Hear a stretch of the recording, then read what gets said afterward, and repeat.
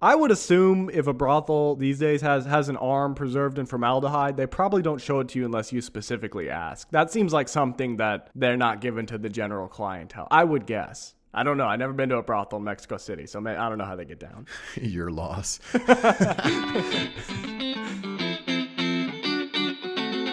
Ladies and gentlemen, welcome to Season 4 of Unbelievable. I can't believe we are here, Season 4. I am extremely lascivious and impetuous, Kurt Danner, joined here by my good friend, sparkly vampire Luis Mejia. And this is the podcast where we tell each other two unbelievable stories from history, one of them true, one of them false. But not today, because we are doing a little bonus episode. We've got some true tales and some other interesting things to talk over with each other and react to. And Luis, I gotta say, I'm enjoying just being back to even on the scoreboard. You know, it was pretty rough for me last season, so I'm glad we get at least one episode where I'm not losing, guaranteed. You know, Kurt, I think it was important to clear the scoreboard, mostly to not get into our brains. You know, I feel like most of the time, if one of us is winning, one of us is losing, we don't know how to keep the story going. And today, now we're starting fresh, baby. We're starting with the basics. And what's the basics? Telling each other a story. So I think let's focus on making each other laugh, right? I hope so. Oh, absolutely. And having some fun while we're at it. Yeah, I've definitely got plenty of smoke and numerous mirrors packed away for once the lying starts. But I'm glad we can just do a little bit of sharing interesting and stupid things. So that being said, Luis, what have you brought for show and tell? Well, today, Kurt, I have two things for you. One, a real story, because I always love our real stories that almost sound fake. And also, I have a surprise I will show you later. But let's start with the real story. Are you ready, Kurt? Ooh. Please, let's do it. Okay, Kurt. So for the bonus episode, as we've mentioned before, I've grown a little bit too predictable, right?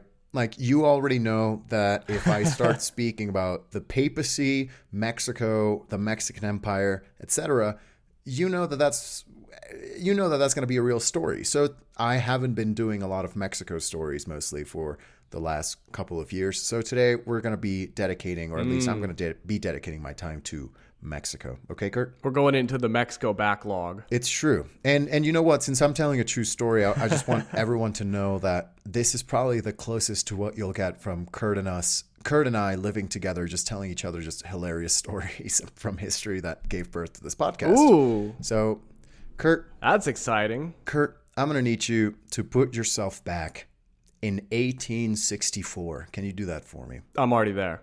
I was actually previously in 1864 mentally for an unrelated reason before this podcast. Right. So, yeah, this works out well. Okay, so 1864 is an important date, not just in U.S. history, of course, because that's when the U.S. Civil War is taking place. I think that's the year when Gettysburg happened, actually. But also, 1864 was an important time, or at least the 1860s were an important time in Mexican history. Why? Because in 1861, 1862, the French invaded Mexico with the purpose of establishing a puppet monarchy. And Napoleon III said, hey, it sucks that the newly freed, newly independent Latin American countries don't have a good Catholic monarch at their head. So let's invade and do something about that. In 1861, they succeed going into Mexico. There's a lot of context behind it, geopolitics. I really don't care about that. Now, here's the thing, Kurt. The second French intervention of Mexico was a decisive time in Mexican history, right? Because after it, Benito Juarez declared the Republic restored, finally bringing us back to the status quo that we have today as a Mexican country.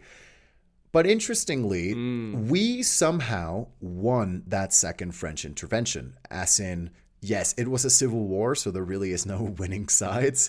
But the French ended up leaving. You didn't lose. That's something. Yeah, that's right. We lost gracefully rather than terribly, and we won terribly. And the French indeed eventually left the country, and that's kind of surprising because they did succeed in establishing this puppet monarchy with Austrian Archduke Maximilian of Habsburg becoming the first or the second emperor of Mexico.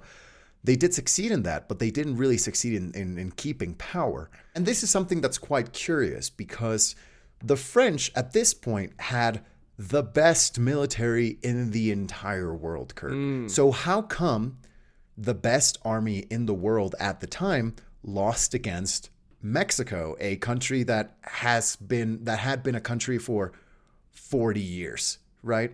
Now, you might say, and I agree, the Mexican people are very brave. The Mexican people fight well. And that's true. That's all true. But I think something that typically gets overlooked is just how important Mexico itself was in order to achieve a Mexican victory during the Second French Intervention. Okay. What do I mean by this, Kurt? Mexico is an incredibly diverse country, and I'm not talking populace, I'm not talking population, ethnicities, whatever. I am talking geography, okay? We are one of the few countries that has every single climate, right? We have deserts, we have jungles, we have rainforests, we have forest, we have mountain ranges, we have oceans, we have glaciers. We have everything, right? It's the best country on earth. God bless Mexico. The French were not really used to this, right? So they arrive into Mexico starting at the port of Veracruz, my hometown, which at that point was incredibly unsanitary. And some other points, some may say. Some may say it's still unsanitary. But for example, at this point, 1860s, there was no public cleaning ordinances or public cleaning services, right? Who were the public cleaning officers? Vultures. If your horse died in the middle of the street, you let the vultures come and eat it. And it was actually at this time illegal to kill any vulture because they were actually doing a public service. Interestingly, that just the vultures are holding this whole thing together. Exactly. Without the vultures, we're nothing, man. And that just kind of gives you an idea of just how unsanitary the port of Veracruz was. And it sucks for the French because this is the main port of entry to Mexico at this time. So the French arrive at the port of Veracruz and say, oh, sacre bleu, you know, what the hell's going on? So many of them died of yellow fever or dengue fever, and a lot more died of... That's a lot of work for the vultures. It's true. And a lot more died from STDs that local businesswomen provided to the soldiers, right? So, it all starts there. It's all downhill for the French from the very get-go.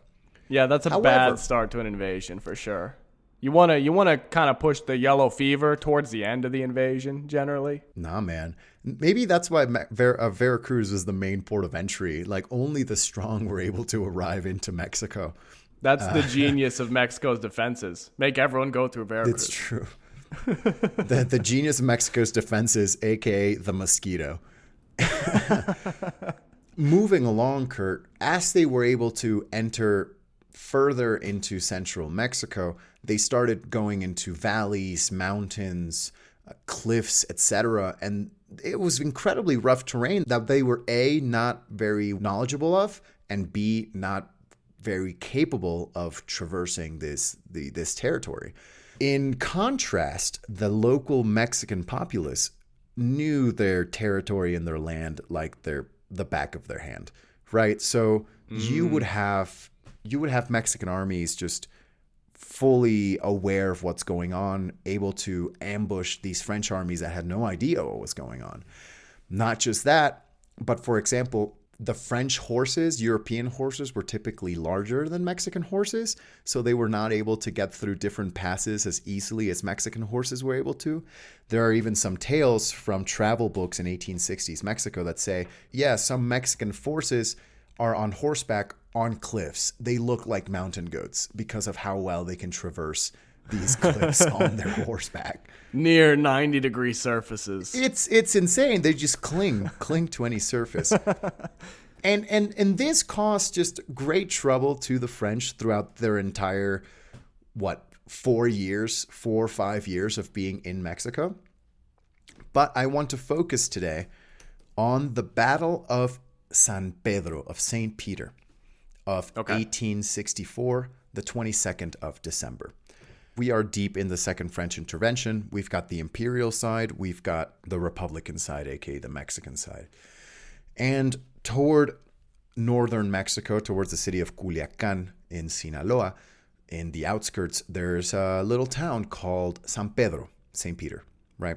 In this point, the Mexican forces are holding out. They're on a stronghold. They're just waiting for the arrival of the French. Their general at the time was a man named Antonio Rosales. Antonio Rosales knows that the French are coming, and he knows that they have a far superior force. He has around 400 men, okay?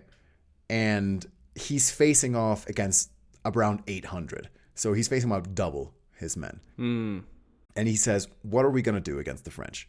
He starts looking around, seeing the countryside, the desert around him, because this is northern Mexico. It's a very dry part of the country. And he starts seeing cactuses, cacti, if you will. And I'm talking about nopales, which are the flat cactus, right? That you probably see around. And he sees those and he starts telling his men, hey guys, start planting them as if they were defensive lines, right? So in front of Antonio Rosales' army, he plants like 5 different lines of just cacti. Some hidden, some not. Ooh, this is nice. He starts lining them up as protective, as a Maginot line. But it'll actually work this time. Yeah, it's actually just cactus. And so not just that, but the 22nd of December arrives and a heavy rainstorm appears. So there's mud all over the place. And what's the first thing to attack from the French as they come into the city of San Pedro? Obviously, their cavalry. They start rushing toward Rosales' men, unknowing that they have cactuses under their feet. Oh, these poor horses. And because French European horses were not used to these cacti or how to traverse around them, they would all get injured and they were not able to have cavalry anymore. And so it somehow worked. And not just that, Antonio Rosales and his men started to shoot against the French and start to fight back against the French. Eventually, they would run out of munitions. And Rosales said, gang, cut some cactus leaves and throw it at the enemy. Genius. Not just that, these flat cacti, which again in Spanish they're named nopales, they give out these fruits, which are prickly pears. Incredibly delicious. They're actually my favorite fruit. But before you peel prickly pears, they have the worst spines possible. They're tiny. That's the prickle. They prickle, and they're nearly hair thin, right? So you can't really see them. You can only feel them. Oh, that's true. That would be a nightmare to get hit with. And so Antonio Rosales would tell his men, use these prickly pears, in Spanish named tunas, as improvised grenades. Yes. Yes. And so the Mexican army would see all these horses and all these men having a hard time going through cactus. And then all of a sudden, they're just throwing cactus leaves and prickly pears at the French army. And the battle lasted a couple of hours. Oh, wow. That's a lot of cacti. That's a lot of prickly pears. That is a lot of cacti. And the funny thing about this, Kurt, again, it was around 400 men, Mexican men, against around 800. Okay? Okay. The battle was won for the Mexican side. Around 40 Mexican casualties happened during this battle. Nice. Over 300 French casualties fell during this battle, all due to the strategy of throw a cactus at them. Very effective. And go crazy. The cactus arsenal, cactus-based warfare. That's precisely what happened. And now the war would actually keep going for a couple of more years, but this is one of the battles that Mexico won, not necessarily because of the bravery of Mexico's men, which they had, but also because they were incredibly knowledgeable and aware of their surroundings and aware of the tools at their disposal. In this case, Cactus. They won because of the prickliness of pears. They won because of the prickle. It's all I love that story so much, Luis. Honestly, for two reasons. Because one is just like, we're using cacti for warfare. I don't know. I almost can't express how much I love that. It kind of reminds me of like how there's evidence that like people would use like blowfish skin for armor, but unfortunately that's not really that effective. But the fact that like the cactus-based warfare is actually kind of going off, that's amazing. But I also love, you kind of said at the beginning that like, so even though Mexico won, it also was kind of a loss. But I think, when there's these situations where it's like a mismatch in the two forces fighting against each other and one's invaded the other's country, for Mexico, really the only way that they could win would be to get the French to give up or to abandon the fight.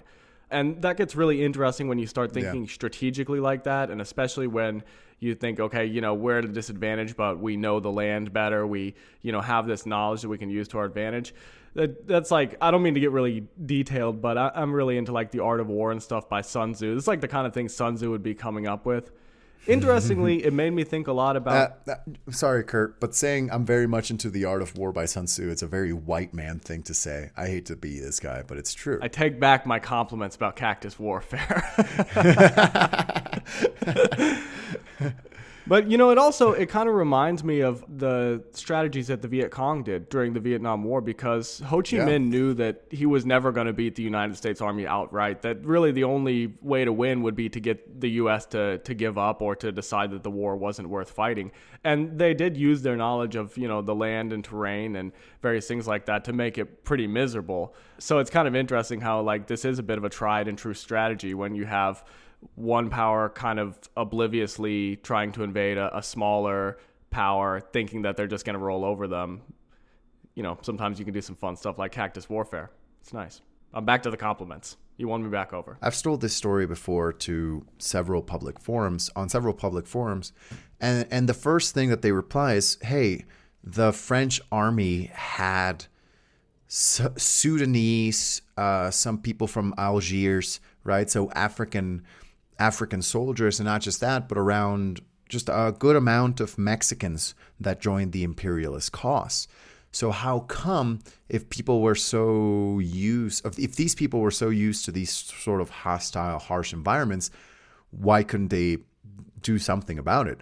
Well, that's the thing. Even if you are Sudanese, even if you're from Algiers or Mexico, you're still falling behind the orders of a French general. And what does the French general do?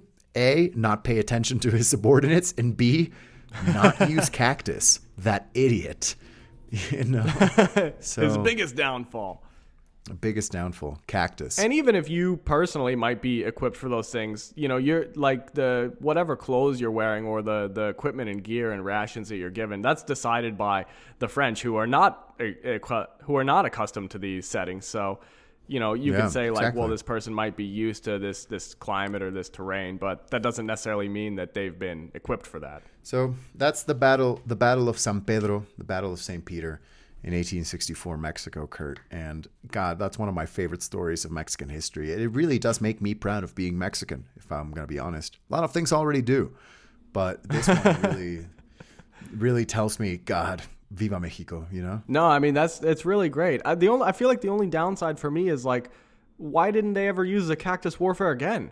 Seems like we had pretty good results. Like, I don't know. We give it a second try, People are not as resourceful as they used to be, Kurt. I think they look at cactus and they're like, oh God, we eat that, okay? We eat cactus on a regular basis.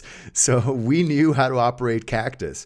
I once had to teach a Spanish man how to cook cactus leaf, and he was shocked. He's like, I can eat this? Changes the game. Why isn't everyone eating cactus? And I said, well, because you're not Mexican, you don't understand the truth. A lot of people, you lose them at the prickle. They never get to the pear. You go up to someone, you prick them, and you lose them. It's a goddamn shame. All right, well, that was good fun, Luis. Now, I have something that I want to share with you, but actually, you're going to be kind of introducing this because okay. the idea The idea for this came from something that happened in 2020 when a Twitter user named NeoCanoliist made what is now an infamous post about something called King's Hand. Luis, can you share with us what is King's Hand? Hold on. I think I know about King's Hand. If I recall I thought you'd be familiar. I am familiar because I have heard of this. Is it like a... Okay, and correct me if I'm wrong. Is it like a M&M cookie cake, but in the shape of a hand? But it also has like tomato and cucumber inside? Something like that? Yeah, you're pretty close. So this person had Okay. a dream that there was a food called King's Hand, which was a hand made out of M&M cookie dough and then stuffed with Greek salad. And they evidently got so obsessed with this Christ. that they actually made it and tried it. And because all of this was briefly Twitter famous, it got added to a Wikipedia page called Works Based on Dreams, which, as you might imagine, has a Work lot of based other on really fun dreams. entries that I would like to share with you, Wow. with your permission. Work based on dreams. That's incredible. So first off, here's some books that are based on dreams.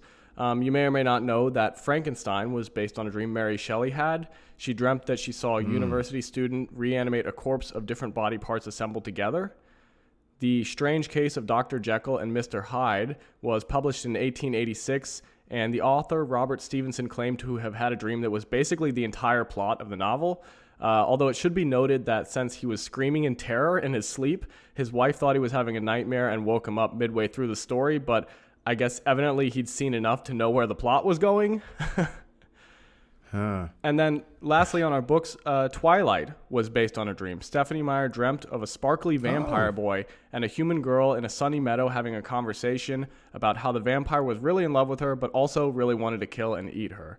And that is a pretty pure distillation of Twilight's plot, if I've ever heard it.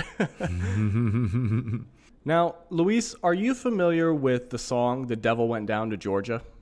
I am. Great song.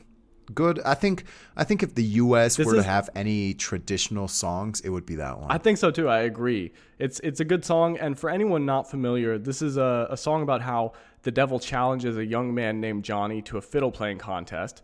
If he wins, he gets the devil's golden fiddle, but if he loses, the devil gets his soul. Now, because this is an American legend, there's no moral at the end of the story. Johnny just is literally better at playing the fiddle than the devil, so he claims his golden fiddle and sends the devil home. But believe it or not, Luis, this is not the first piece of music that's been written about the devil playing the fiddle. Because in 1713, Italian composer Giuseppe Tartini had a dream in which he made a deal with the devil for violin lessons. And it should be noted that violin and fiddle are actually the same instrument, just played differently. Now, interestingly, Giuseppe skips over the part where he presumably would be selling his soul in exchange for the violin lessons. I guess he's just like, well, obviously I would take violin lessons from the devil. But luckily, he at least has the wherewithal to make sure the devil actually knows how to play violin. So he gives the devil a violin to test him. The devil then played the violin, quote, "with such great art and intelligence as I had never even conceived in my boldest flights of fantasy." Which is really interesting that, like, how could you hear a piece of music in your dream that it feels like you couldn't have conceived of? But either way, Tartini woke up and grabbed his violin and began writing down as much as he could remember, and this piece would eventually become the Devil's Trill Sonata. Ooh. Luis, would you like to listen to a little sample of the Devil's Trill Sonata with me? I would love to.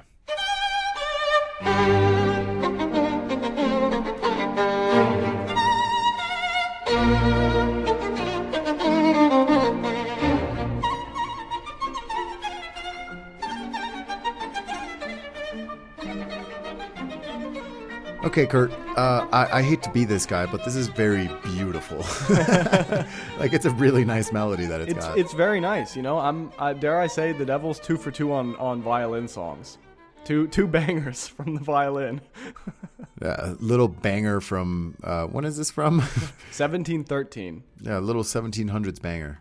You know it. And now moving on with our list of songs here, Luis, you may or may not know that the song "I Can't Get No Satisfaction" by the Rolling Stones came from a dream partially. So Keith Richards, the lead guitarist of the Rolling Stones. Hold on. No way. I was just humming this song. Really? Were you really? Yeah. Keith Richards, the lead guitarist of the Rolling Stone, dreamt the iconic riff from the hit song.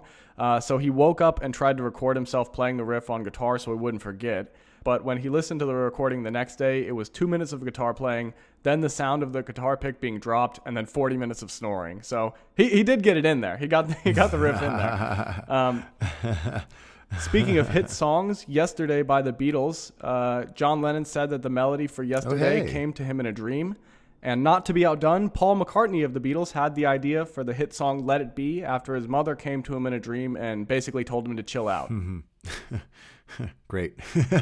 So as far as I know, we have one hit movie that the inspiration came from a dream. In 1982, director James Cameron was in a hotel room in Rome, badly sick and in a deep fever sleep, when he had a dream of a chrome skeleton emerging from a fire. That's a fever dream if I've ever heard one. So he woke up and quickly... Chrome skeleton emerging from a fire. So he woke up and quickly drew on a hotel notepad a sketch of a robot missing its lower half using a knife to pull itself along, and another of a robot threatening a woman. And these drawings basically depict what would later be the finale of the movie Terminator. Wow. Now, I have one entry here that, is not super exciting, but I just wanted to add this one because it's like, contributions from dreams can happen even if they're very boring. So I don't know if you're familiar with the company Salesforce, but they provide all kinds of business-related software to companies. And the co-founder of Salesforce, Mark Benioff, had the idea for the company from a dream in which, quote, I could see this app that looked like Amazon and it said contacts, accounts, opportunities, forecast reports as tabs. No one had ever built enterprise software quite like that before. I love that it's just like the most boring thing you can imagine. Like I almost got bored in the middle of talking about that, but he's just like, no one had ever built enterprise software like that before. It came to me in a dream. What? That's wild. Salesforce? Are you kidding me? Okay, they can go to hell, frankly. You have a problem with that? I don't care for Salesforce. I'm sorry. I'll say it. I'll be the first to say it. Don't care for Salesforce. We're ready to take a stand against Salesforce. We're ready to die on the hill against Salesforce. That's right. Well, now we come to our final category, although it does have quite a few entries. But I would say this is probably some of the most important dream-based contributions to society. This is the category of scientific contributions based on dreams. So, first of all, pretty big one, the scientific method. This is the, like ask a question, make observations, form a hypothesis, test, control group, blah, blah, blah. Yeah. So French philosopher and scientist Descartes claimed the scientific method was revealed to him over the course of 3 dreams on November 10th, 1619. I don't know if he's like visited by the ghosts of science, past, present, and yet to come, or what's going on here. And by the way, 20 years later, Descartes would spend a lot of time trying to figure out if all of reality was a dream or not. So I don't know if he's like, need to get a new field of interest here or what, but he's really into the dream scene, Next, this is also a pretty important one, the periodic table. So for a long time, chemists struggled to figure out how to organize the elements into one chart. They could tell that the elements related to each other in some sort of pattern, but they couldn't really figure out how. And it didn't help that they hadn't discovered about half of the elements we know about today. Now, after a long time of trying unsuccessfully, Russian chemist Dmitry Mendeleev fell asleep while working and had a dream that the elements organized themselves into a layout. When he woke up, he copied this chart, and what he drew was basically the first version of the modern periodic table. And just to fully grasp this, Luis, there's really only one way that the elements can be grouped together. There's like only one right answer to this question. On the periodic table, elements are sequenced by their mass. Elements together in a column share chemical properties, and elements together in a row have the same number of electron shells. That's like maybe kind of complicated and boring, but basically it just means that if you had a space missing where you hadn't discovered an element yet, you could predict the properties of it using the periodic table. I think the best way to visualize this is like with a deck of cards, which is kind of funny because some people attributed Mendeleev's dream to the fact that he played so much solitaire. But imagine cards separated into 4 different columns by suit, and then ordered from highest to lowest in each column. So, for example, if the 3 of hearts was undiscovered, you could look at the column it's in and assume it's a heart because they're all hearts, and then look at the row that it's in and assume it's a 3 because they're all 3s. And this is basically how Mendeleev successfully predicted the characteristics of 3 undiscovered elements, which, of course, won him a lot of awards. So basically, he just, in a dream, came up with the concept of spreadsheets, if you think about it. I don't know if that's exactly how it worked. I mean, people knew there was going to be some form of sheet. They just didn't know how it would be spread, I guess. He discovered the spread of the sheet. He found the correct spread for the sheet. So, yeah, you know. Yeah, great. Next on the list, we have benzene, which is probably not something that you think about very much in your everyday life. But benzene is a chemical that's needed to make a lot of other chemicals and materials like plastics, lubricants, synthetic fibers, and dyes. So it is something that, you know, is a huge part of our modern society. Yeah. Now, for a long time, scientists knew benzene was made from 6 carbon atoms and 6 hydrogen atoms, but they couldn't figure out the shape. And the way that elements fit together has to follow specific rules or the compound would fall apart. So this is kind of a similar situation where there's only one correct answer, but no one can seem to figure it out. Now, in 1836, German chemist August Kekulé had a dream of a snake or multiple snakes consuming their own tails. This is also a symbol known as an Ouroboros. And this somehow led him to the shape of benzene, which, by the way, is a heptagon with a hydrogen atom connected at every corner. There's a little bit of debate about the legitimacy of this story, since Kekulé apparently told different versions of the story at different times. Sometimes he described it more like it was a daydream rather than him actually being asleep. So I was like, I don't know, guy.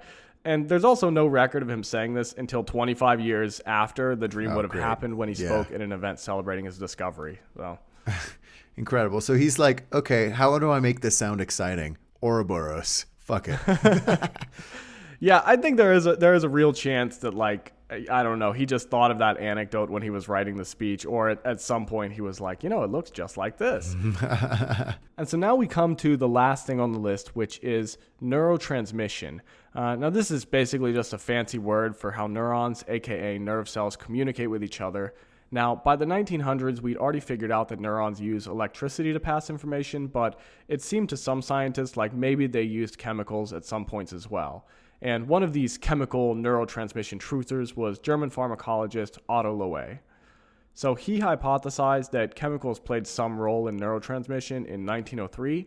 By the way, should be noted that he was only able to hypothesize because of Descartes' 3-part dream. Let the record show. We're obligatory salute to Descartes. We're hypothesizing again. No, we're hypothesizing. Screw it. Now, it's not really clear if Otto did any work at all, or to what degree he did on this hypothesis over the years, but for whatever reason, Easter Sunday 1920, this is 17 years later, he fell asleep and dreamt of an experiment to test this hypothesis that would be equal parts conclusive and disturbing. Luis, any wild guesses what this experiment could be? You don't have to think about the sciencey parts. You can just think about it's conclusive and disturbing. Atom bomb. In 1920. Yeah. He devised the first steps of the atom bomb. Step 1, create an atomic bomb. Okay, so the experiment was place 2 still beating hearts in separate containers, connect those containers by a tube, and then fill everything with fluid. Then use electricity to make one of the hearts beat slower, and if the other heart begins beating slower as well, it means that chemicals with information to beat slower have traveled through the tube to the other heart. Now, Otto woke up in the middle of the night and wrote down this experiment, then he went back to sleep, and evidently around 6 a.m. he woke up and vaguely recalled having written down something that was extremely important, but when he looked at the paper, he couldn't read any of what he had written. He also did not remember what the experiment was or anything about his dream. I've done this before myself. This is like some sort of punishment from the Greek gods, like, I don't know. I guess that's what you get for trying to play God with still beating hearts. Listen, I've done this before also. Frankly, like I have personally gotten very high and then written down what I think about, and it's nothing exciting. At least your ideas don't involve still beating hearts. That's a plus, I'll say. For now. I mean, I don't know, man. I'm still a developing boy. Yeah, so far they don't involve still beating hearts. That's right. That's true. Yeah. So Otto has completely forgot this. But amazingly, he has the same dream again the next night. And this time, when he wakes up in the middle of the night, he skips the writing down phase. He just goes straight to his laboratory and does the experiment. I guess it's lucky he's the type of guy who can get a couple of still beating hearts on short notice. In case you're wondering, by the way, these were frog hearts. I guess he must have had some frogs. And by the way, when he does it, the second heart started beating slower, which proved his hypothesis from 1903 to be true. Interesting. So now that I've laid it all out, Luis, now that you've got all these different things, what do you think society would look like if we didn't have all these dream contributions? I mean, isn't it weird to think about, like, if Descartes had insomnia one night, we might not have the scientific method? I think we should probably have more. You know, I think we should give more. Everybody legitimacy sleep more. Everybody go to sleep right dreams. now. Everyone sleep and tell us what's going on. We can solve male pattern baldness. Everyone start sleeping. Yeah, male pattern baldness. We're coming for you. What I find very interesting is that so many important things have come up from this. Because I like you say, the structure of benzene coming from the Ouroboros, the Allegedly. scientific method, you know, like you would think something as quotidian, something as day to day as the King's Hand, which is an M&M cookie cake filled with Greek salad. Like that makes sense. That comes from a dream, but neurotransmission? Are you kidding me? That's ridiculous. Yeah, I wish that I would come up with things in my dreams. All I have in my dreams is see my close friends and cry, I guess. That's true. Other people are winning Nobel Prizes based on their dreams, and yours are just incoherent nonsense and sadness. Yeah, what the hell? You know, it is really interesting to me because I always think about how we understand so little about dreams or even why we dream that, you know, I guess we really don't know a lot about how the human brain works, truthfully, but that's one of the areas where it seems like there's clearly a lot going on, but we just have no idea what it is. It's just so interesting to me that you could have this thing where you dream about music that you feel like you couldn't possibly conceive of, or there's like a problem that you and everybody else in the scientific community can't figure out during your waking hours, but then you go to sleep and it seems to solve itself somehow. It's odd, you know, especially these dreams where people describe it like it came from an outside source, like they were like granted a prophetic vision or something, but it's just them falling asleep at work. Yeah. I think that I'm going to use this as an excuse if I ever get caught sleeping on the job. I'm going to be like, you don't understand. This is how I do my best work. You don't understand. It's revolutionary. I'm coming up with the next big thing. You'll see when I win the Nobel Prize. Well, Kurt, I'm glad you shared with me a small list, because I think as we move on to our next presentation, I have a list for you as well. Ooh, nice. I'm excited. Kurt, I started this episode talking about Mexican history, right? And I am in no desire to change the topic now. For those of you who do not know, I currently run a Mexican history social media site. I share Mexican history, so I have nothing but Mexican history in my brain. And considering this is a bonus episode, I can talk about Mexico to my heart's desire, and that's what I'm going to do, Kurt. So, Kurt, tell me, for the love of God, why is it that so many famous Mexican people are lacking an extremity? Whoa. They're lacking a limb. I don't know where I thought that was going to go. Somehow I was like lacking vitamin deficiency. No, they're missing an extremity. Mm-hmm. I don't think I want to answer this, Luis. I don't know if I want to speculate on this. Well. Okay. Here, I've got it. Maybe in other places you sell your soul to the devil, get some violin skills. In Mexico specifically, for whatever reason, the devil just wants an arm or a leg. Maybe that's, you want to be famous singer in Mexico, chop that bad boy off. We actually You're playing guitar one-handed, baby. We actually just want a limb. That's your sacrifice. Like, we'll take it. Well, the reason I tell you this, Kurt, is because a good amount of famous Mexicans have had limbs missing or have had the removal of the ability of using a specific limb, right? And I find that just fascinating, because why? This issue is very close to my heart as someone with multiple family members missing fingers. Well, now you'll know. Now you'll know that maybe they are Mexican, because it almost seems like a prerequisite for becoming a famous person in the annals of Mexican history to be missing a limb. Right. And I just. What do you mean when you say limb? Like, are we talking like to the elbow or knee, or like whole things gone? Okay. Well, fingers, I'll toes? get into What's it. going on here? Well, let me get into the idea of limbs missing. Okay. Let's talk about limbs. Let's talk limbs, baby. So, Let's start with probably one of the most famous Mexicans without a limb, and that is President Antonio Lopez de Santa Anna. Santana, basically. Okay? Nice. President And what was he Santana. missing? President Santana, one of the most famous Mexicans because he was president for a lot of times, dictator for a lot of times, and a general for some time.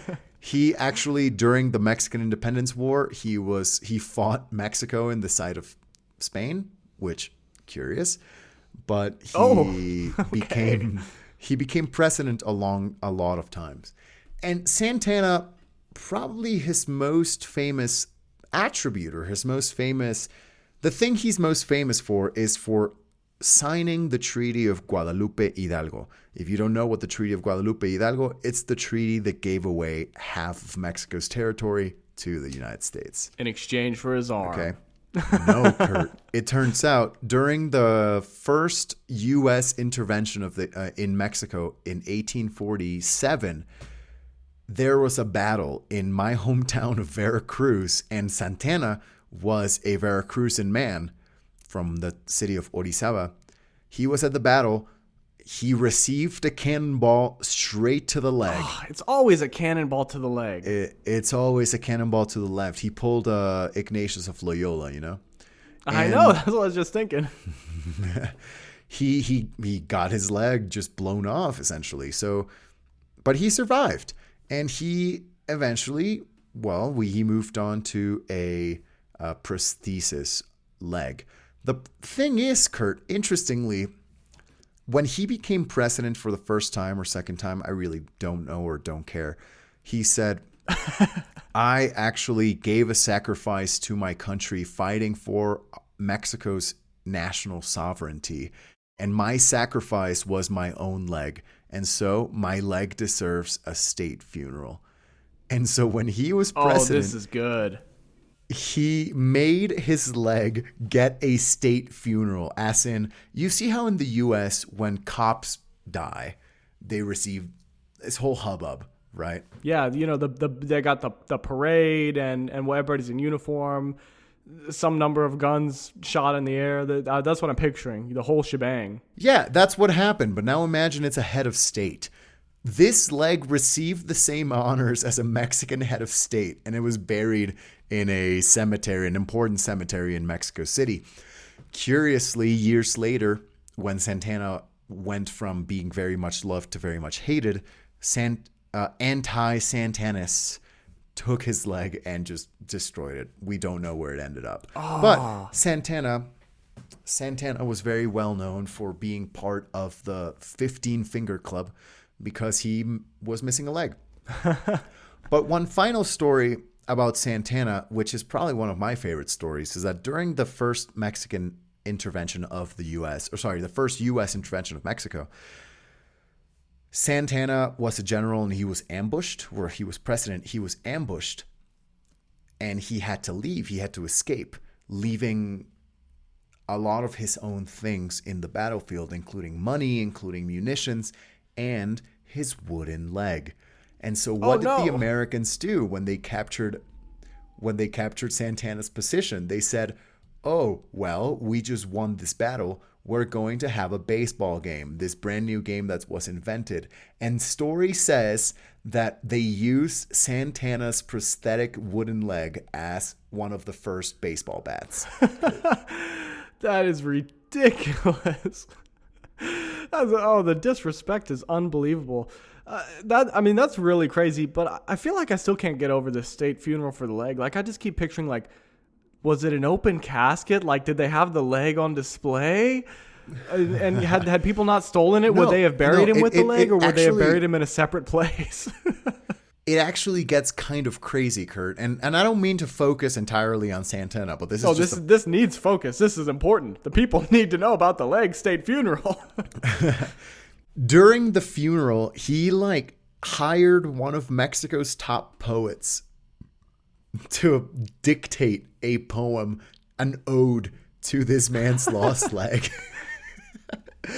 And it was buried in a casket that was buried underneath an eagle eating a snake. So he basically said, my leg is Mexico. Yeah, wow.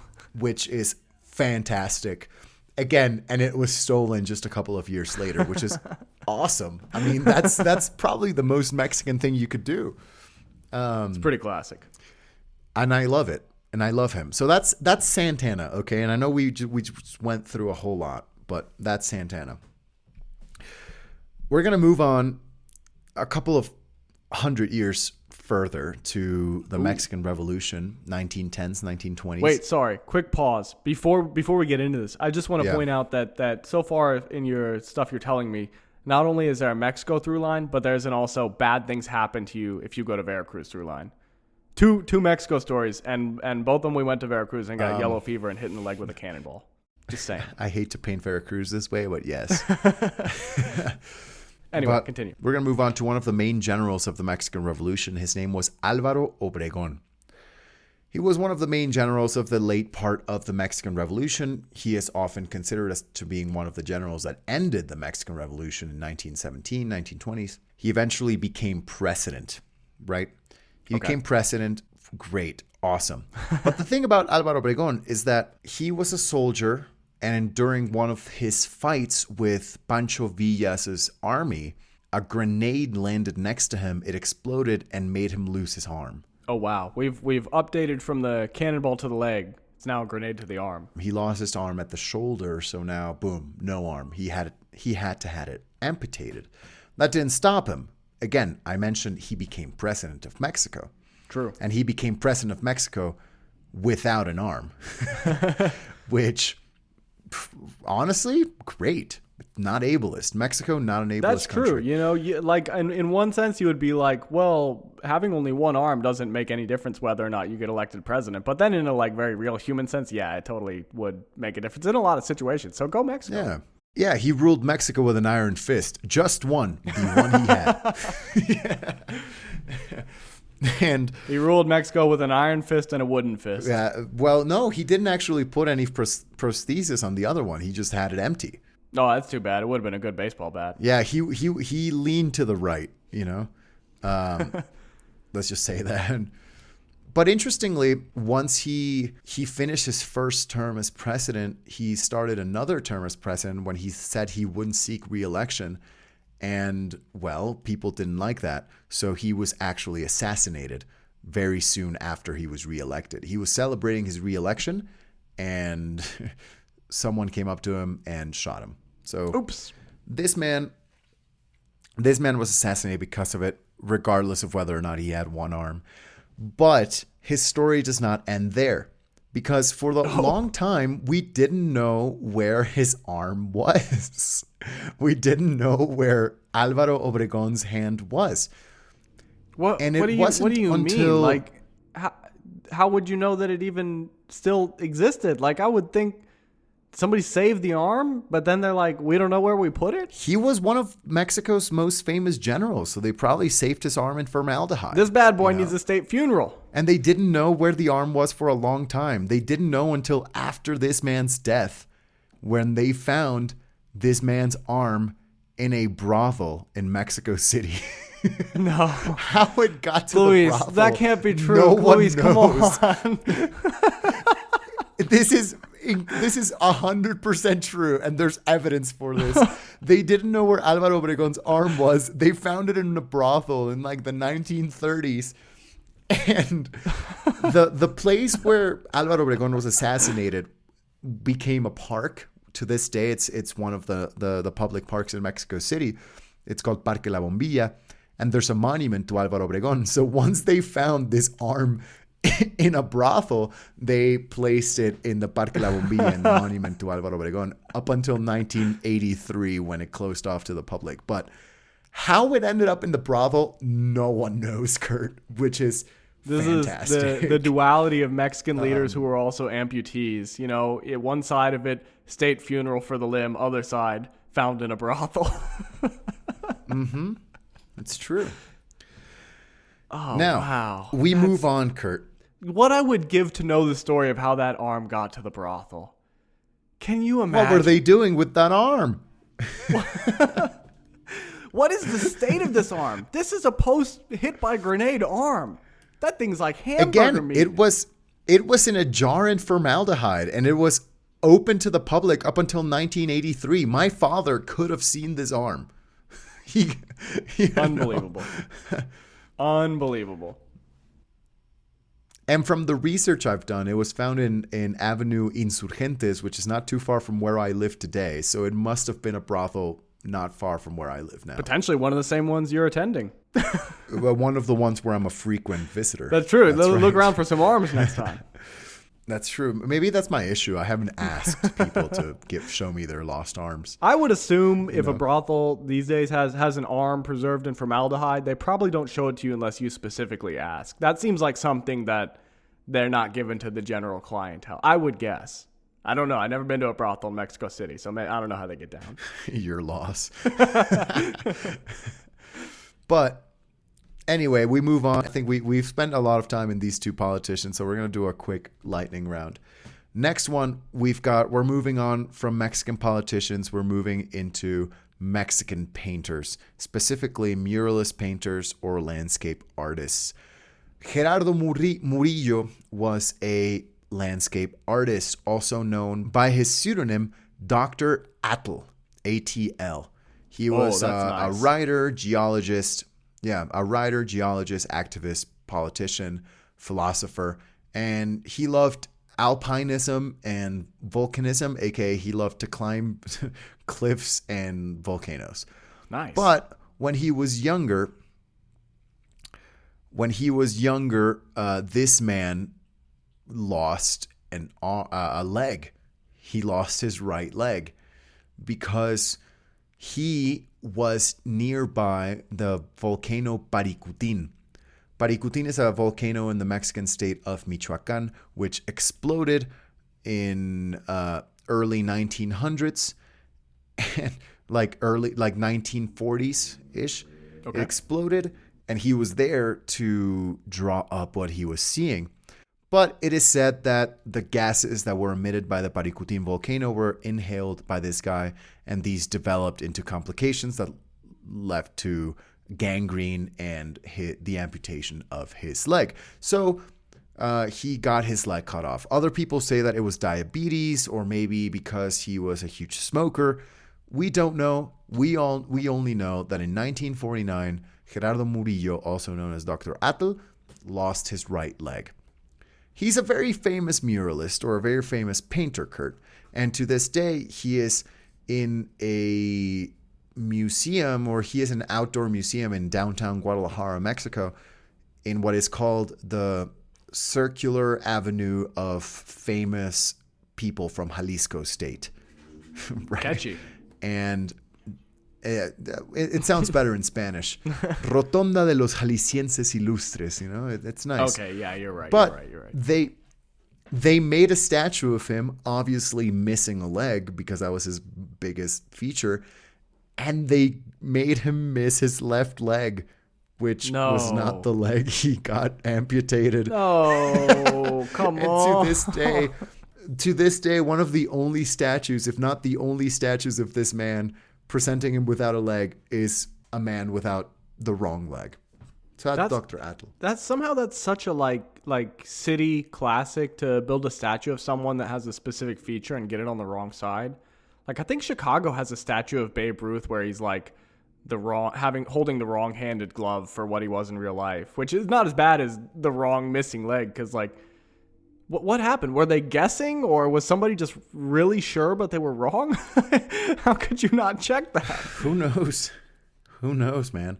And again, he's one of the most renowned painters of Mexican history, so the fact that they got their leg wrong is kind of ridiculous, and that's how he's been immortalized. Yeah, if anything, I feel like coming back to, maybe Benito Juarez had the right idea. This guy had a state funeral for his leg. They'd know which one it was. That's true.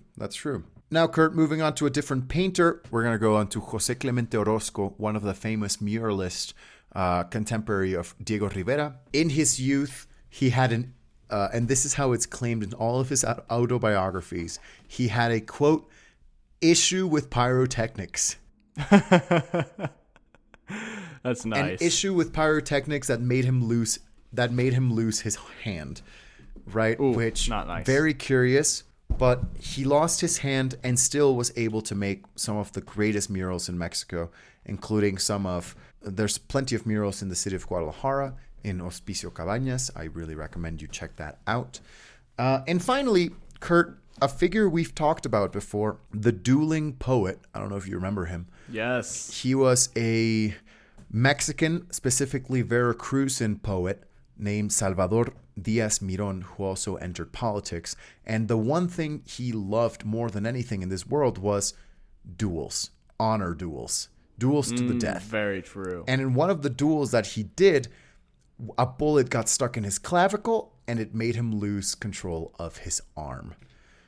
And that's how he spent the rest of his life. However, this was not an issue for him because he considered himself to be a poet. He considered himself to be a writer. And who else was an important writer of Spanish language works that did not have use of his arm?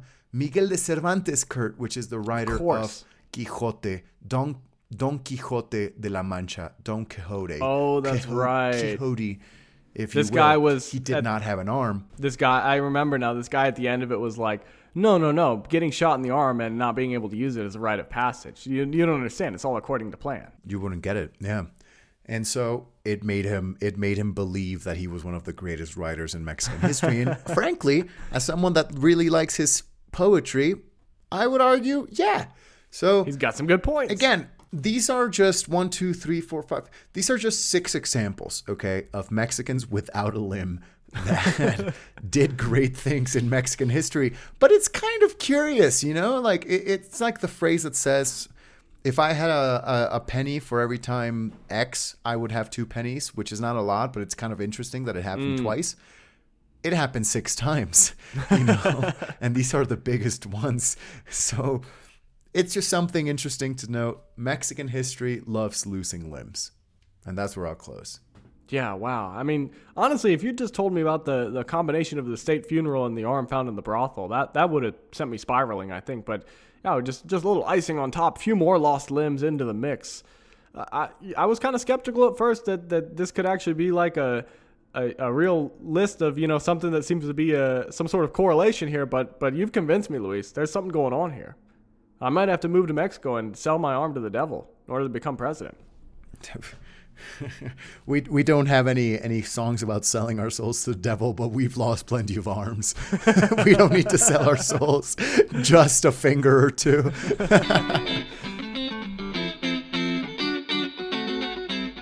Okay, Luis, so to close this out, I have a story that I want to tell you that I really can only tell you here because this story kind of lives in the gray area between truth and lies, by which I mean it's really hard to tell if this story is true or not. In fact, it might honestly be impossible.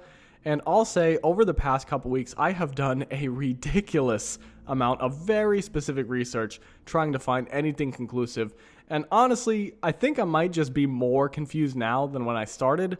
So let me just kind of lay all this out for you and see what you think. Maybe you can make something of this, okay? Let's do it. I'm ready. I like this preview. It makes me feel nervous, afraid even, you know? I've researched odd things and I'm now distressed and I'm ready to bring you with me. So let's do it. That's the attitude we need for this podcast, Kurt. So let's do it. That's right. We're getting ready for season 4 right here. Okay. So we're in 12th century England, which by the way, in case you were wondering, not a great time. Because in 11th century England, the Norman conquest happened, which was when the Vikings showed up and took over the government, so that's not a great time. And then over the next 80 years, there were multiple conflicts and revolts, all of them relating to control of the throne or the line of succession.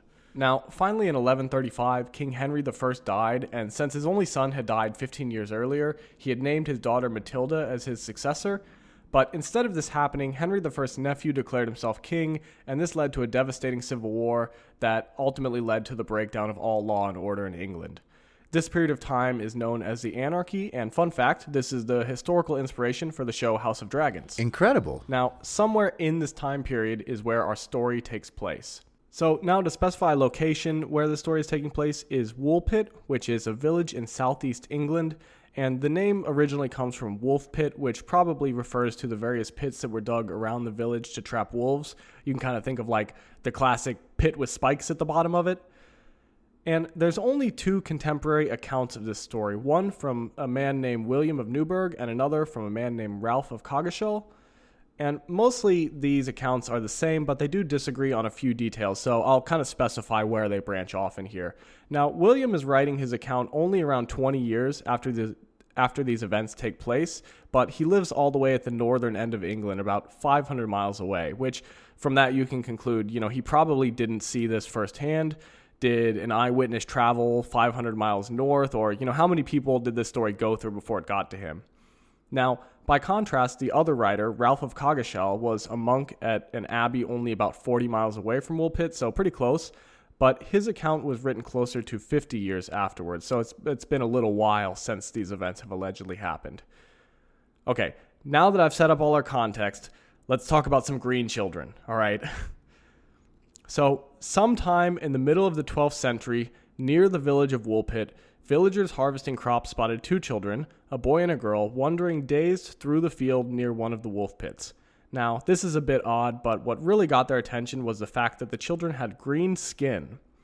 They tried to talk to the children, but the children spoke a language no one could understand. And here's where the accounts differ slightly. William's account says the children were brought back to Woolpit, where everyone wanted to see them out of curiosity.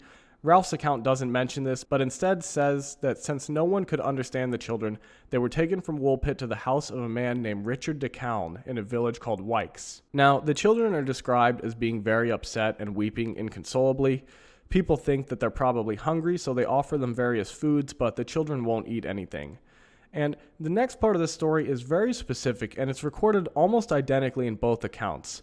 So, someone brings in freshly cut beanstalks from the field, not really even intending to give them to the children, but upon seeing the beanstalks, the children get visibly excited, so the person gives the plant to them.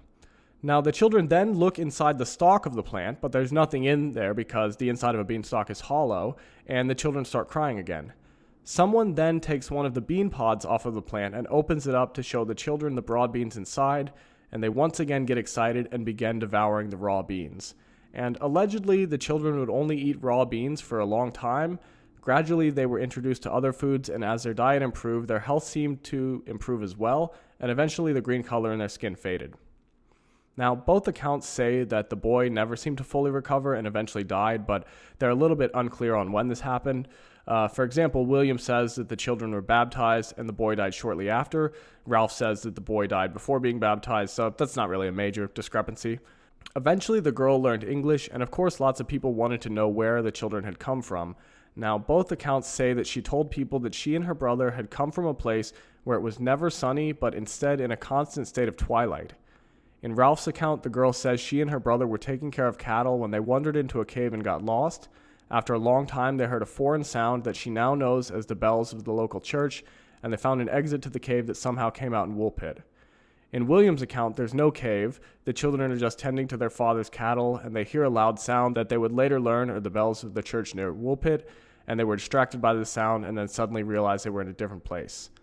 Also, in William's account, it says that the girl says the place she comes from is called the Land of St. Martin, and even though it's always overcast, they can see a brightly lit town or village in the distance on the other side of a large river.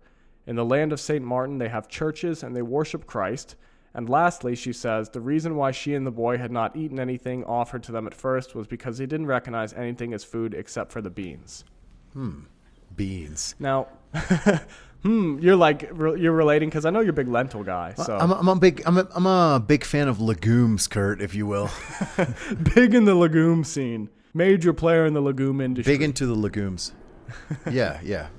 Single-handedly holding up the legume industry in Mexico.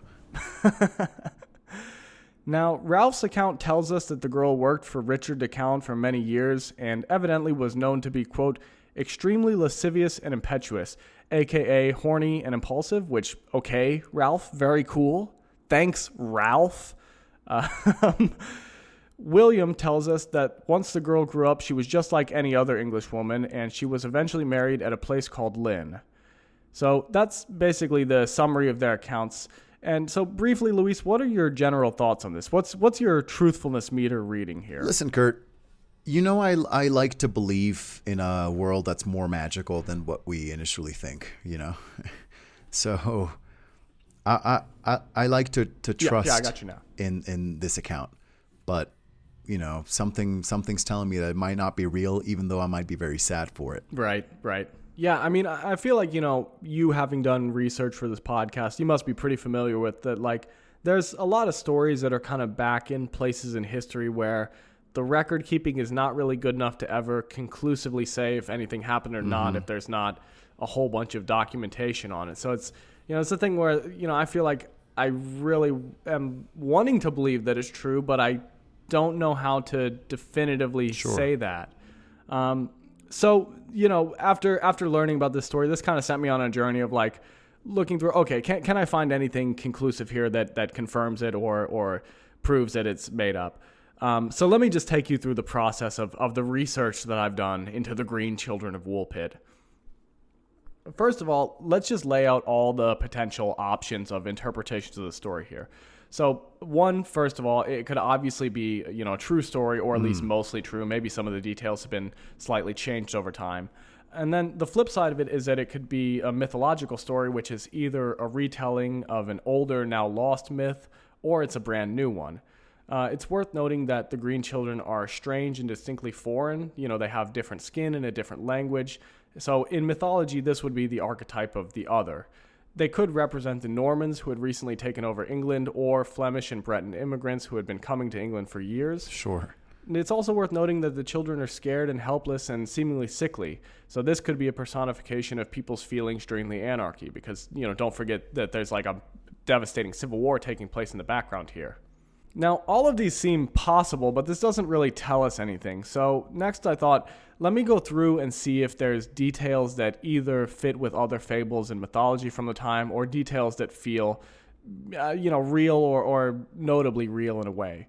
So first of all, from fables and mythology, being lost in a cave and ending up somewhere else, this only happens in Ralph's account, but this is found in other mythological stories from the time.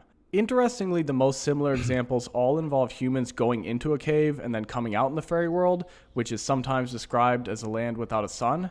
So this is like the opposite trip of what the Green Children took. Also, the concept of two siblings, especially a brother and a sister, being lost or in trouble appears in a few fables from the time. All of them are some variation of this one story where siblings are lost or trapped in the woods and die. And then lastly, having green skin also appears in Sir Gawain and the Green Knight, which was written about 150 years after the Green Children may or may not have existed. So in the original telling, the Green Knight's clothes and skin are green, and intriguingly, modern scholars don't actually know what this is supposed to represent, but I just thought that was noteworthy that from, a semi-close time, there's another example of a tale about a character with green skin. And now a couple details I noticed that feel oddly real. One of them is that both accounts give a lot of time and detail describing the children being shown and eating the raw beans. And, keep in mind that neither one of these are like very long. So, they both spend like about 25% of the whole thing talking about this encounter with them trying to look in the stalk and not finding the raw beans. It's just interesting how much detail is given to that since these stories are, being written so far apart in time and location. Both accounts also specified that the children's green skin was healed by improved diet and was completely unrelated to their baptism. And that's especially interesting considering that Ralph was actually a monk. So you would think that he would have some motivation to connect their baptism to the fact that they were healed. It's kind of interesting that it's like clear to everyone that no, it was totally their improved diet. I don't know. Let's see if we can get a little more fact checking on this, okay? So, obviously there's not really citing of sources here, but I thought maybe I can at least find out like how credible are these authors thought to be, because I don't really know anything about these people. So first off, William of Newburgh, which just to remind you, writes this 20 to 30 years after it happens, but he's a long ways away. He was a 12th century historian. His most known work is the Historia Rerum Anglicarum, or in English, the History of English Affairs, which records the stories and events during the anarchy, including the story of the Green Children. Now, William's writings are generally thought to be fairly accurate, and during his life, he actually even boasted that his works were based on much more reliable sources than other quote-unquote historical writings at the time. But unfortunately, in the History of English Affairs, William also writes down a few stories about corpses reanimating and rising out of the grave to go and cause trouble, and also a story that can't be found anywhere else about a bishop named Wymond who became a pirate. So a couple things that seem a little bit fantastical. And just to be clear, by the way, at this point in time, people believe that corpses actually could reanimate and rise out of the grave. So he's not writing these stories intending them to be fiction in any way. He's like really trying to say this is what happened. So that's not great for his credibility, although I do think this is really intriguing. This is a quote from the preface paragraph of William's account. Quote, "Though it is asserted by many, yet I have long been in doubt concerning the matter and deemed it ridiculous to give credit to a circumstance supported on no rational foundation, or at least one of a very mysterious character.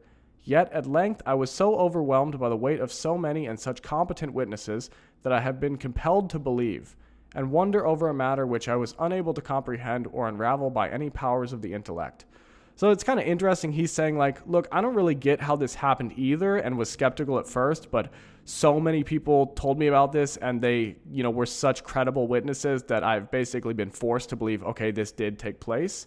And then at the end he says, quote, "Let everyone say as he pleases and reason on such matters according to his abilities.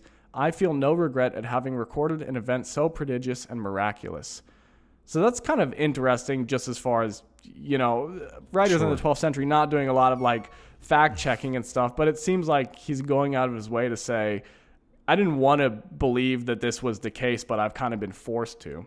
I don't know if that's really worth anything. And now we have Ralph of Coggeshall, who he was not a writer by trade. As I previously mentioned, he was a monk actually at Coggeshall Abbey. And he actually continued a manuscript that had been previously started by another monk, and this manuscript eventually became the Chronicon Anglicarum, or the English Chronicle. Now, the English Chronicle records events that related to the abbey or the greater church, and also occasionally odd or noteworthy stories that happened near the abbey. One big issue here is that Ralph only writes about things that he personally witnessed or things that multiple others have told him they've witnessed that he finds credible, so we're still back to like, source, trust me, bro. But there is an interesting clue about who Ralph's sources might be for this story, because he's not claiming that he saw this firsthand.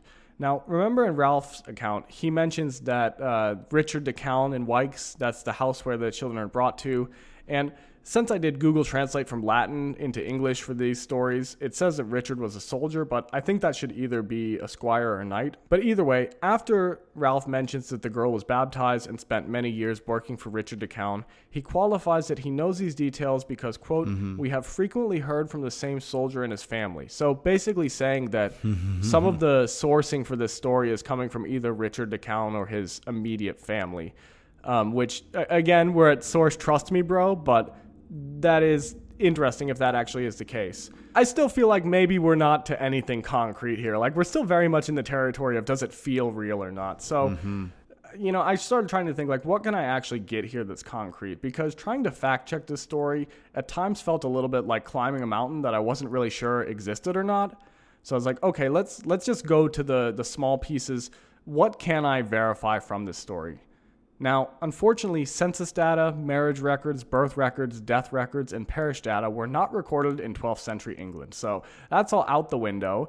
Instead, I got my hands on the oldest maps I could find until finally I found the oldest one, which was the 14th century, and started looking at places. Now, I can confirm that Woolpit is a village near Coggeshall, and a little bit north of Woolpit is a village called Wykes, which was later called Wyken, which now no longer exists. Further north of that is Lynn, where the girl was allegedly married. It was later renamed to Bishop's Lynn, then King's Lynn. And honestly, the specifics of the details got a little lost in my brain here, but I do remember reading that Lynn would have been the nearest place to Woolpit to get a marriage officiated or a marriage license or whatever. Basically, like, it makes sense that if you were in Woolpit, you would get married in Lynn. Now, finally, this brings us to what I call the big theory. This is the theory most widely accepted by the Green Children Truthers. So basically, if this did happen, this is what people most widely accept as what actually played out. A little bit northwest of Woolpit is a village called Fornham St. Martin, and the theory goes that the children's parents were Flemish immigrants who lived in Fornham St. Martin.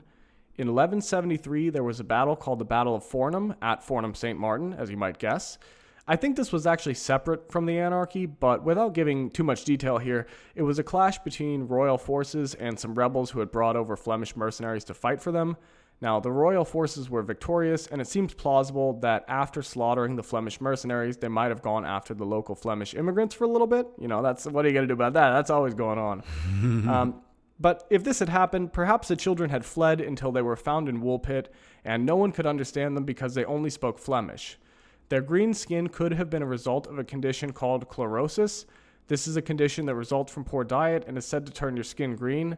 And interestingly, though, because we generally have better diets now, this condition doesn't really exist anymore, so it's not really clear how green it would turn your skin.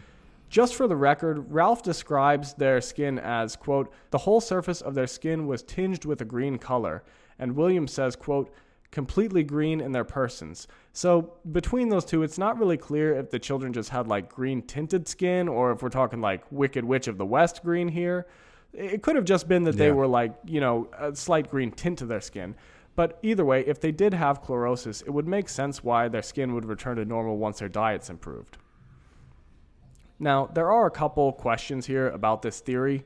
First of all, if chlorosis was much more common in medieval times, why would the villagers be so alarmed at the children's skin?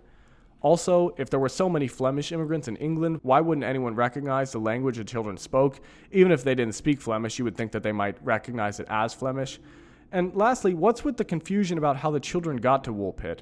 Now, I'll say this is just my own contributions here at this point, but one thing I want to add is that, if you had potentially seen your parents get killed by the Royal Army, you might be pretty traumatized and not really super mentally present. And you also might be hesitant to tell people exactly who you are or where you came from once you were found by someone else. Now, lastly, Luis, I have a picture that I want to share with you. Let's see it. So you may remember that in Ralph's account, even though he doesn't have any name for the girl's home, he writes that she says it's across a large river from a brightly lit town. Now, this picture I've sent you, Luis, is a picture from the map from the 14th century that I found. And you might see in the picture, kind of in the top middle, is Fornham St. Martin. Just out of interest, that's about the average size of other villages in the area, such as Woolpit. Now, near Fornham St. Martin, you will see Bury St. Edmunds, which is a considerably larger village. Probably, within visual distance if you were in Fornham St. Martin. Mm-hmm. And in between those two places, you may see there is a large river dividing them. Yeah. So, I still have nothing conclusive here. Like I said, I don't know if I really know anything after all this, but that detail especially is really intriguing that it's from William's account that we have the St. Martin connection, but from Ralph's account, we have the geographical near a larger settlement divided by a river detail. I don't know. Okay, I'm done talking. I've laid it all out for you. What do you think? Is this real? Did I waste a bunch of time? What's going on here? Again, Kurt, I like to believe in a magical world. I like to believe in all the fantastical because that just makes the world so much more exciting. I'm saying it's real. I'm sorry. I'm staking my stake. I'm putting it down. Real. Don't care if it doesn't match up. Don't care if it's not relevant, consistent. Don't mind, Kurt. I am having a good time, and that's all that matters. Sometimes, You're a green children truther. I am a truther. I hate to say. Yeah, maybe I'm trying to learn the wrong things here because I see now that I've just laid out all this highly detailed things for you, and your response. Correct me if I'm wrong, but I feel like it's more or less like, look, my head is empty and I wish to believe in the green children, therefore they exist. Maybe that's what I needed to learn is stop looking. Free the green children. I don't know what's going on with the green children. Why don't we have them more often? Because we have generally better diets now, Luis. Did you even listen to the story? Whatever. I think I spent so much time looking at 14th century maps. Maybe I fried my brain a little bit. In reality, I should have just gone head empty and been a green children truther from the start. Just listen. As the number one fan of legumes, Kurt, I can see this happening. Just based on the bean details, we're a believer. Just based on legumes themselves. Well, I will say, even though I don't know if I really got any closer to determining if this story is true or not, this does feel like a good place thematically to start our season because this, like I said at the beginning, this story really does walk the line of truth and lies. Unfortunately, I think this is a little too question mark for me to have told it to you in an actual episode where I'm saying it's definitively true. But this is a nice forum for it. And I guess the uncertainty is good because I'm hoping to keep you in that state the whole season. Maybe, I guess what I'm learning right now and I can calibrate to is that if I just make my lies fun enough, you'll fall for them. So that's good info. I guess the research was all worth it based on that. Kurt, it really is a shame that it's been 3 years of us doing this podcast and you're now realizing that I go along on the fact that vibes make a story, you know? Well, I always knew your head was empty, but it's like I really needed to comprehend a deeper level of emptiness. I keep thinking that I have an understanding and then realizing how little I really comprehend about how empty your head is. I mean, you're on such a barely sentient mindset. It's really awe-inspiring. Listen, and ever since I moved to Mexico City, maybe I don't even speak English anymore, Kurt. You just tell me words that resonate with me, and I'm just thinking their language, but they might not be. It doesn't matter. You're just responding to stimuli? When am I not, frankly? You're like the guy who's the Scrabble champion for French language or something, but he doesn't speak any French. He just knows all the words by heart. Yeah. I just know all the permutations of the English language, and I make assumptions out of that. All right. Well, I feel like we're starting to adequately wrap our minds around how empty these heads need to be. We're in a good headspace. This has been a good time, and I think now I'm ready to get started with season 4. So, Luis, why don't you take us out, and then we can fire the starting gun on this research of truth and lies to fool each other. Let's do it. Well, with that, officially, we have begun season 4 of Unbelievable. It's been a pleasant 3 years of doing this, and we are nowhere close to being done with it. We may have taken our time with episodes, but shame for us and shame for you. We'll keep doing this until you pry us off our microphones with your cold dead hands. In any case, thank you so much for listening. We are Unbelievable Podcast. You can find us on our social media. For example, on Instagram, we are at Unbelievable Pod. You can find us on Twitter at Unbelievable PC, and you can find us on TikTok at Unbelievable Pod as well. Thank you so much for listening. We'll be waiting for you with Smoke and Mirrors because if there's any better way to start an episode is with setting our expectations straight. Right, Kurt? Absolutely. And remember, if you want to be elected president of Mexico, make sure you blow one of your limbs off. Claudia, whenever re-election comes up, call me. I got a winner strategy. 15 Fingers Club, baby. See ya. Bye, y'all.